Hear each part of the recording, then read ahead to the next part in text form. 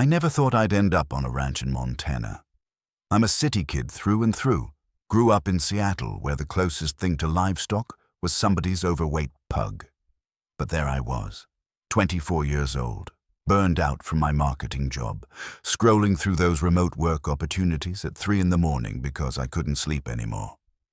The insomnia had gotten bad, the anxiety worse.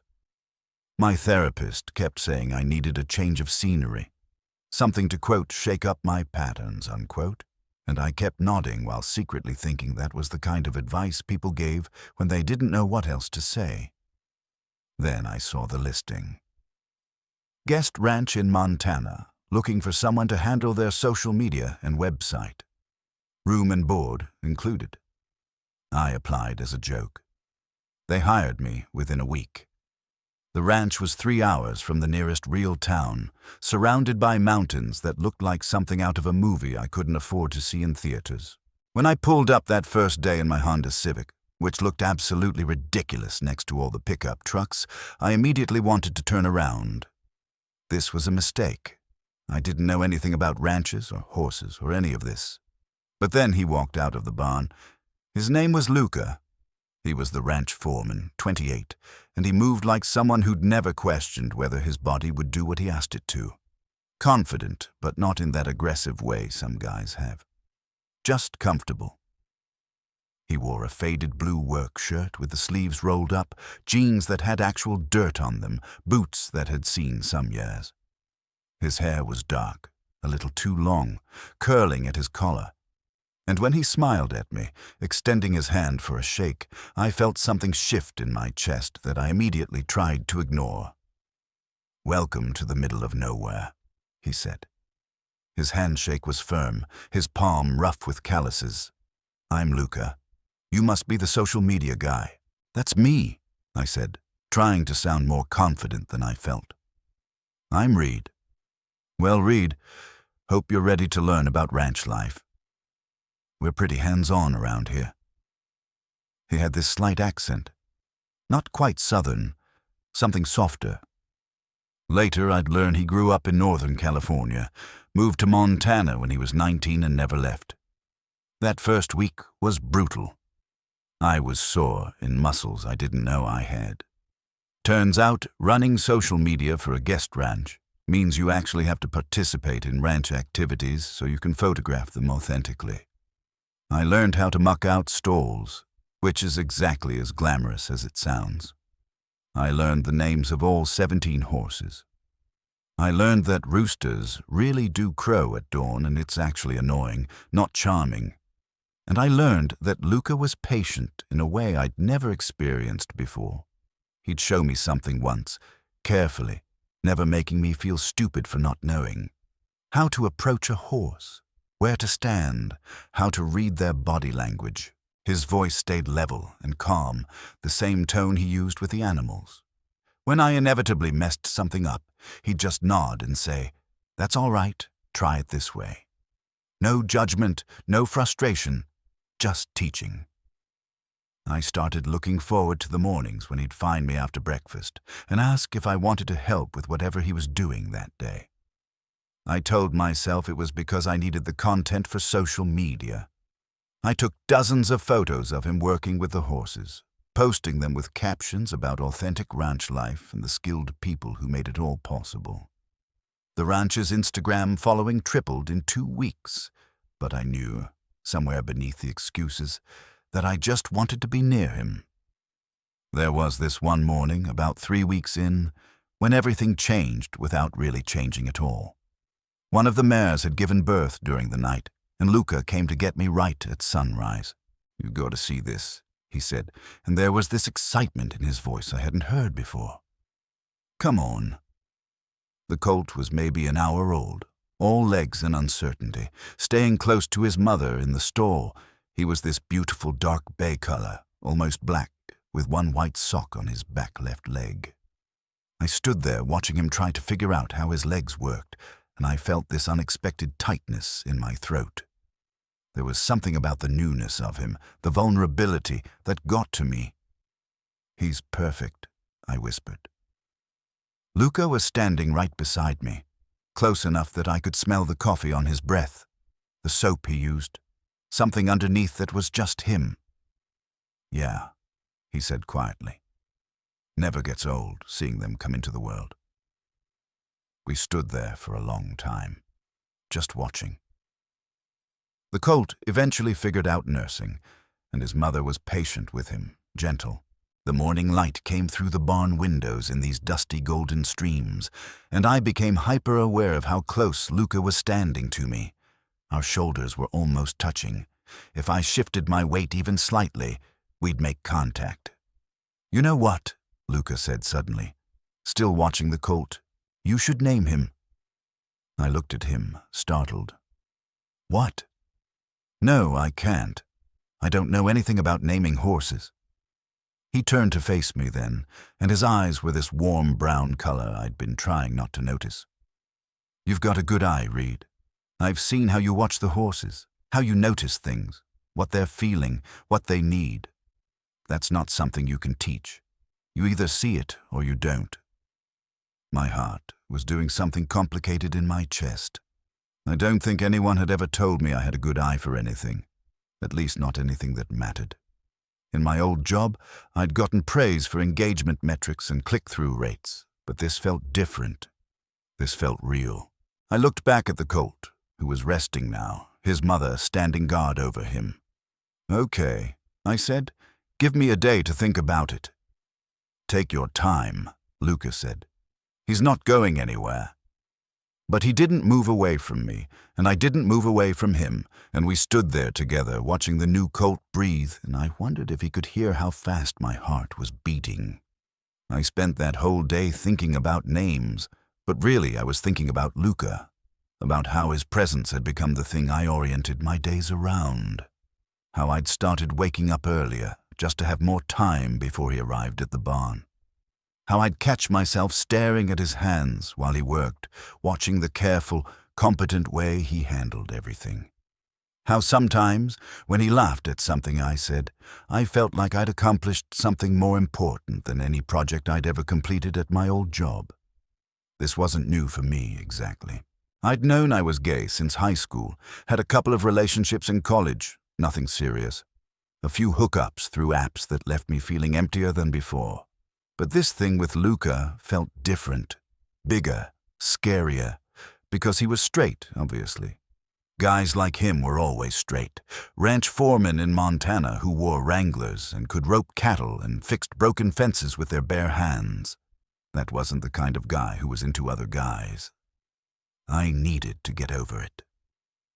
That evening, I was sitting on the porch of the small cabin they'd given me, watching the sun set over the mountains and trying to focus on editing photos for the ranch's Instagram when Luca walked up. "Mind if I join you?" he asked, already climbing the steps. "Of course not," I said, moving my laptop aside. He sat down in the other chair, stretched his legs out, and sighed in this contented way. "I love this time of day," he said. "Everything's settling down. Peaceful." "Yeah," I agreed. "It's beautiful. You getting used to it here?" "The pace of things?" "I think so. It's different from what I'm used to, but good different." I paused, then decided to be honest. I haven't slept this well in years, actually. He looked at me with interest. "You had trouble sleeping back in the city?" "Among other things." I kept my voice light, not wanting to get into the full extent of my anxiety, the panic attacks, the way I'd felt like I was disappearing into my own life. "Just the usual millennial burnout, you know." He was quiet for a moment, and when he spoke again, his voice was softer. "I get that. I mean, different circumstances, but I get it. That's actually why I ended up here. Needed to get away from some stuff, figure out who I was without all the noise." I wanted to ask what stuff, what noise, but before I could, he continued. "Anyway," he said, "did you think of a name?" "For the Colt?" "Actually, yeah." I felt suddenly nervous, like I was presenting something important for judgment. "What about Ember?" Because of his color, almost black but with that warmth underneath, like a fire burning down to embers. And because he was born at sunrise. That time when everything's glowing. Luca was looking at me with this expression I couldn't quite read. "Read?" he said slowly. "That's perfect. Really. Ember." He tried it out again, nodding. "Yeah, that's his name." The way he was looking at me made my skin feel too tight. "You really think it's okay?" "I think it's more than okay. I think you named him exactly right." He smiled, and there was something in that smile that made me feel like I was standing at the edge of something high. "You do have a good eye." I wasn't just saying that. We sat there as the sky turned purple and the first stars came out, and I felt this ache in my chest that was becoming familiar. The ache of wanting something I couldn't have, of sitting 3 feet away from someone who was making me feel things I didn't know I could feel, and knowing that the distance between us might as well have been miles. Over the next few weeks, I spent a lot of time with Ember. Luca said it was important for him to get used to people early, so I'd sit in his stall and let him investigate me with his soft nose, his curious eyes. He was bold for a young horse, not skittish. He'd nibble at my shirt buttons, blow warm breath on my hands, and gradually got comfortable enough to rest his head against my shoulder while I talked to him. I found myself telling Ember things I hadn't told anyone, about how lost I'd felt in Seattle, about my family, who loved me but didn't really understand me, about my ex-boyfriend Marcus, who'd been fine on paper but wrong in every way that mattered, about how being here felt like the first time I could breathe properly in years, and about Luca. I told Ember about Luca, about how he made me laugh without trying, about how patient he was, how kind, about how sometimes he'd touch my shoulder to get my attention and I'd feel it for hours afterward, about how I was pretty sure I was falling for someone who would never feel the same way. "You're a good listener," I told Ember one afternoon, scratching behind his ears the way he liked. "Probably because you can't tell anyone my secrets." "I wouldn't be so sure about that," a voice said behind me, and I jumped so hard I nearly fell over. Luca was leaning against the stall door, and I had no idea how long he'd been there. My face went hot. "How much did you hear?" "Just the part about me making you laugh," he said, and his voice was careful, neutral. "I came to check on Ember. Saw you were already here." "Oh, right. Yeah, I gestured vaguely. "Socializing him, like you said. You're good with him." Luca came into the stall, and Ember immediately went to him, nuzzling his chest. Luca laughed and rubbed the colt's face. "Hey, buddy. You being good for Reed?" I watched them together, the easy affection between them, and felt that ache again. "Yeah," I said quietly. "He's great. Special." Luca looked up at me. "You want to help me work with him tomorrow?" "Really work with him? Start getting him used to a halter?" "Really?" I tried not to sound as excited as I felt. "Yeah, absolutely. I'd love to." "Good. Meet me here at 7. And Reed?" He paused, and there was something in his expression I couldn't read. "I'm glad you're here. You've been good for this place. Good for the horses." His eyes held mine for a long moment. "Good for me, too." Then he left, and I stood there in the stall with my heart racing, wondering what the hell that meant. The next morning I was at the barn at 6:30, too anxious to wait. Luca showed up right at 7 with a small halter and a lead rope. "Morning," he said, handing me a cup of coffee he'd brought from the main house. "Thought you might need this. You're a lifesaver." I took the coffee gratefully. Our fingers brushed during the exchange, and I saw him notice it, saw something flicker across his face before he turned toward Ember's stall. "All right, so the key is patience," he said, slipping into teaching mode.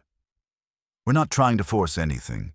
We're just introducing the idea, letting him investigate, building trust. Watch." I watched as Luca worked with Ember, his movements slow and deliberate, his voice a constant low murmur of encouragement. The colt was curious about the halter, sniffing it, letting Luca rub it against his neck and face. After about 10 minutes, Luca slipped it on, and Ember barely reacted. "Now you try," Luca said, taking it off and handing it to me. I moved slowly the way he had, talking to Ember in what I hoped was the same calm tone. The Colt trusted me enough by now to let me handle his face, and I managed to get the halter on, though not as smoothly as Luca had. "That's it," Luca said from right behind me. I hadn't heard him move closer. "You're doing great." His hand came to rest on my lower back, just a light touch. Steadying. Just like that. I could barely concentrate on what I was doing. Every nerve in my body was focused on that hand, that point of contact. I finished securing the halter, and Ember stood there calmly, already accepting this new thing. "Perfect," Luca said softly, and I realized his hand was still on my back. "Reed, you're a natural at this." I turned to look at him, and suddenly we were very close. Close enough that I could see the gold flecks in his brown eyes, the way his pupils dilated slightly. Close enough that when I took a breath, I breathed in his air. "Luca," I started, not knowing what I was going to say. His hand moved from my back to my arm, and his thumb brushed against my skin in a way that couldn't be accidental. "Reed, I need to tell you something." My heart was in my throat. "Okay. I've been trying to figure out how to say this for weeks now." He took a breath, and I watched his chest rise and fall. I don't usually feel like this about people. I'm pretty good at keeping things professional, keeping my distance. But there's something about you that got past all that. I couldn't breathe. "What are you saying?" "I'm saying that every morning I wake up excited to see you. I'm saying that I've been finding excuses to be near you, to teach you things, to make you laugh. I'm saying that when you named Ember, when you explained your reasoning, I wanted to kiss you so badly I had to leave." His eyes searched mine. "I'm saying I like you, Reed. A lot. And if I'm reading this wrong, if you don't feel the same way, tell me now and we'll forget I said anything." "You're not reading it wrong," I managed to say. "God, Luca, you're not reading it wrong at all." The smile that broke across his face was like sunrise. "Yeah? Yeah, I've been falling for you since the day I got here. I just thought, you're a ranch foreman in Montana, and I gestured at myself. "Me? I didn't think you'd be interested in a guy." "Reed," he said, and his hand came up to cup my face, his thumb brushing my cheekbone. "I've known I was bi since I was 16. I just don't advertise it because, well, you're right. Montana ranch foreman. It's easier to let people assume. But I don't want to assume anything with you. I want to be clear. Is this okay?" "This?" "Yes," I breathed. "This is more than okay." He kissed me then, soft and careful, like I was something precious. His lips were warm and slightly chapped, and he tasted like coffee and something sweeter. My hands found his shoulders, solid and real under my palms, and I kissed him back with all the want I'd been holding in for weeks. When we finally pulled apart, both breathing hard, he rested his forehead against mine. "I've wanted to do that for so long," he murmured. "Me too." Ember chose that moment to nudge between us, clearly feeling left out, and we both laughed, the tension breaking into something lighter, easier. Luca scratched the Colt's ears and looked at me with such warmth I felt it in my bones. "So," he said, "what do we do now?" "Now?" I smiled at him, feeling braver than I had in years. "Now we see where this goes. If that's what you want." "Reed," he said seriously, "that's exactly what I want. The next few weeks were like living in a dream I didn't want to wake up from." We kept things quiet around the ranch, not hiding exactly, but not advertising either. In public, we were professional, maybe friendlier than before, but nothing that would raise eyebrows. In private, in my cabin after everyone else had gone to bed, or in the barn early in the morning before the guests arrived, we were something else entirely. I learned that Luca was gentle in ways that surprised me, that he touched me like he touched the horses, with care and attention and respect. I learned that he laughed with his whole body when something really amused him. So I learned that he'd left California because his family hadn't accepted him, and that the ranch owner, an older woman named Margaret, was the closest thing to a mother he'd had in years. I learned that he'd been lonely too, in his own way, and that finding me had been as unexpected for him as it had been for me. We spent hours talking about everything and nothing, our childhoods, our dreams, our fears. He told me about the ranch he wanted to own someday, somewhere with more land, where he could breed horses and train them properly. I told him about my secret dream of writing, of maybe turning the ranch blog into something bigger, telling stories about this life that people in cities didn't understand. "You should do it," he said one night. We were lying on the narrow bed in my cabin, tangled together, his fingers tracing patterns on my arm. "You're a good writer, Reed. The way you caption those photos, the blog posts you've been doing, people connect with that. You think so?" "I know so." He kissed my temple. "You've got a gift for making people feel things, for making them see what's beautiful about this life." I turned in his arms to face him. "You make me see what's beautiful about this life." He kissed me then, slow and deep, and I felt that familiar warmth spreading through my chest, that sense of rightness I'd been chasing my whole adult life. Ember grew fast, the way young horses do. By the time he was 3 months old, he was confident and curious, following Luca and me around like an oversized puppy. We worked with him almost every day, teaching him to lead, to stand for grooming, to accept having his feet handled. Luca said he had the temperament to be a great trail horse someday, steady and smart and willing. "You did good naming him," Luca told me one afternoon. We were watching Ember play in the pasture with some of the other young horses, running and bucking in the sunshine. "He's living up to it, that quiet strength, that warmth. Like you said, like Ember's." I leaned against the fence rail, and Luca's arm came around my waist, pulling me close. We were far enough from the ranch buildings that no one could see us.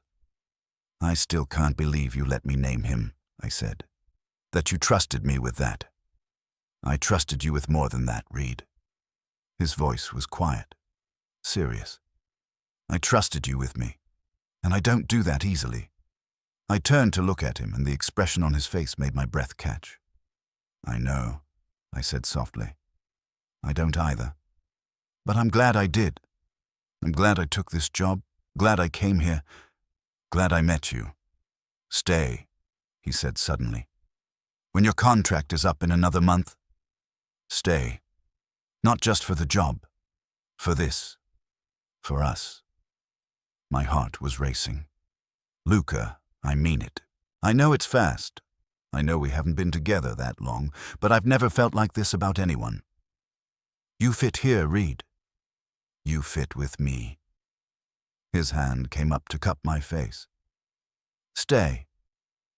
I thought about Seattle, about the apartment I'd sublet that I didn't miss at all, about the job I'd quit, the life I'd left behind, about how none of it had ever felt as real as this, as right as standing here with Luca's arm around me and Ember playing in the sunshine and the mountains rising up around us like they were holding us safe.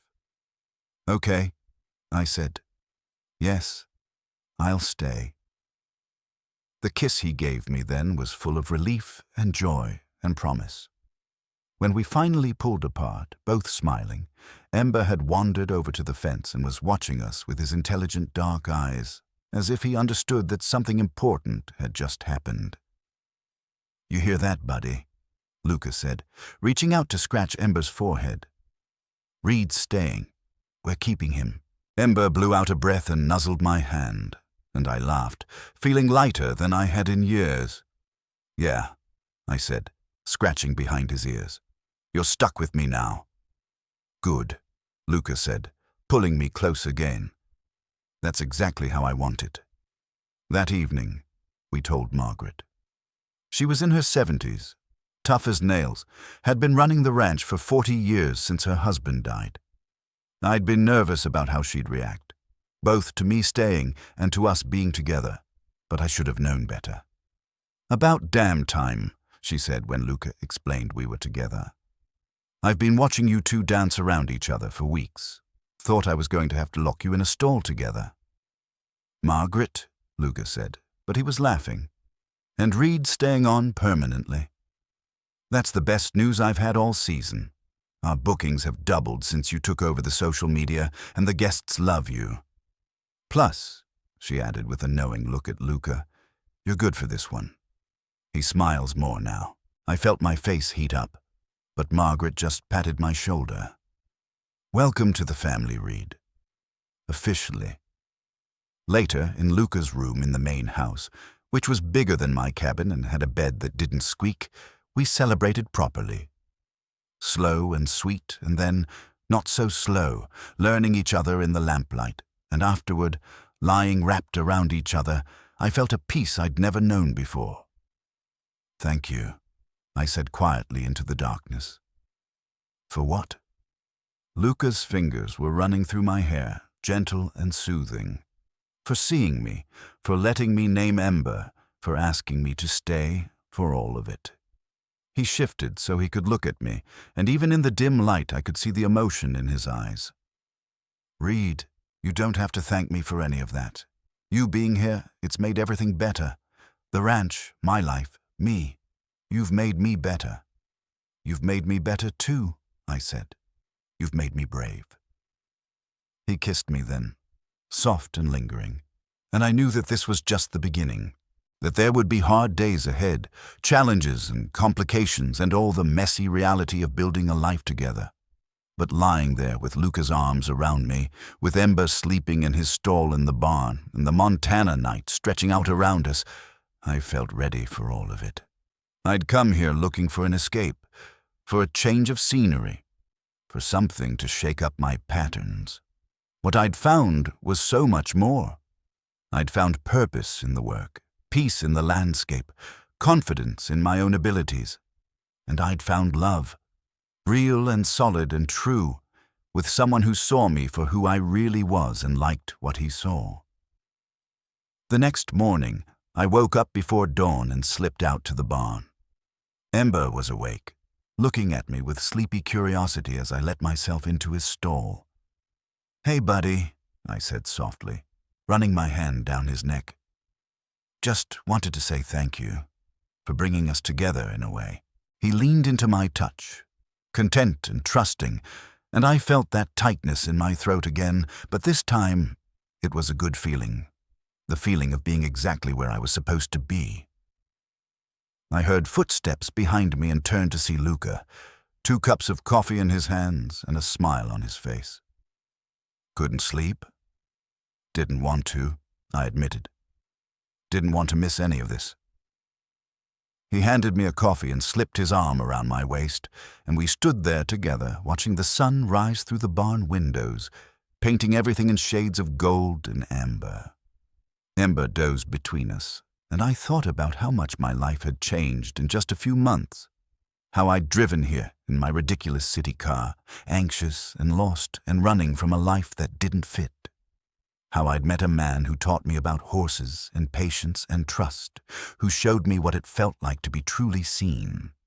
How I'd been given the honor of naming a new life, and in doing so, had named something new in myself too. The rancher let me name the new Colt, said I had a good eye. But what I really learned was how to see myself clearly, to trust my own instincts, to believe that I was worthy of the good things happening to me. I learned that home wasn't a place you ran away from, but something you built with care and patience and love, one day at a time. I looked at Luca, at the way the morning light caught in his hair, at the quiet contentment on his face, and I knew that whatever came next, we'd face it together. Me and him and Ember, growing into our futures in the shadow of the mountains, surrounded by the quiet strength of this life we were building. And that, I thought, taking a sip of coffee and leaning into Luca's warmth, was more than I'd ever hoped to find when I clicked on that job listing at 3 in the morning all those months ago. It was everything.